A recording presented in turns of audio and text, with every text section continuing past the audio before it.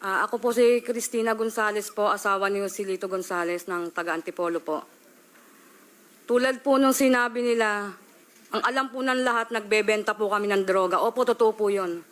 Pero po yung ibinibenta po namin galing po talaga po sa pulis. Kaya po malakas din po ang loob namin ng mga panahon na yun na magbenta dahil nga po galing sa kanila. Na kumbaga, wag daw po kaming matakot na mahuli o ano nga po dahil nga po galing sa kanila. Pero nung nga po nasabing maglilinis na nga daw po, sinabihan po nila yung asawa ko na paalisin ko na daw po ng Antipolo kasi nga maglilinis na nga daw po ng mga panahon ng 2016. Pero hindi po umalis yung asawa ko. Dahil ang sabi niya po, baka daw po lumamig lang, hindi naman po siya para galawin.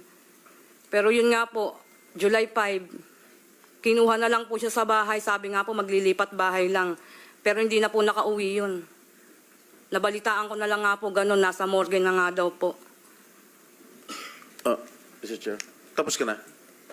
Kailan kayo nag-umpisa magbenta ng droga? Bali ano po, nung 2015, 2016 po. 2015. Hindi pa presidente si Presidente Duterte? Hindi pa po. Ha? Hindi pa. Who was the... Ma-identify mo kung sino yung kinukuha mo ng drugs sa mga polis?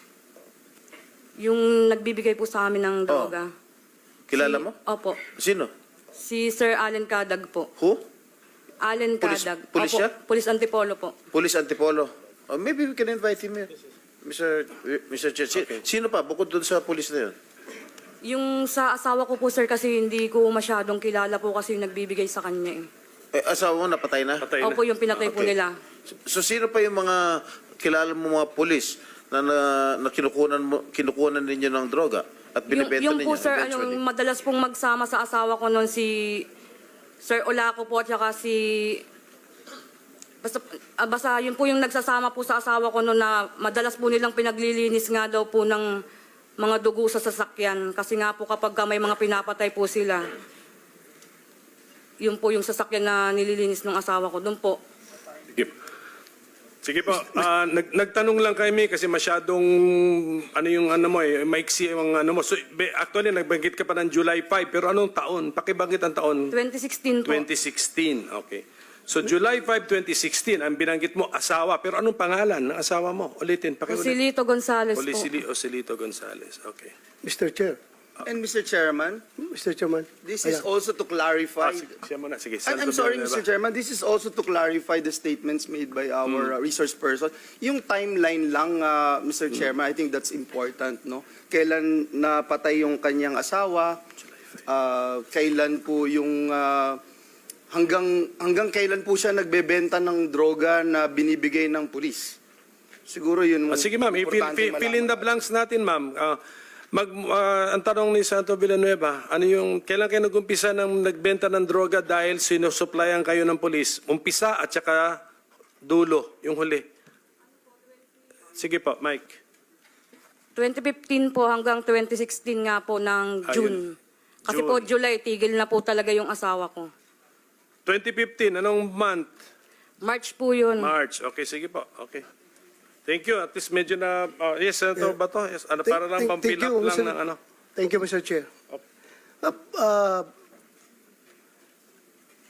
Nag-attempt ka ba na i-report sa otoridad yung polis na nagbibenta ng droga at nagtakot sa asawa mo? Ano na nga po kami, nagsampa na po kami ng kaso sa kanila. Kailan?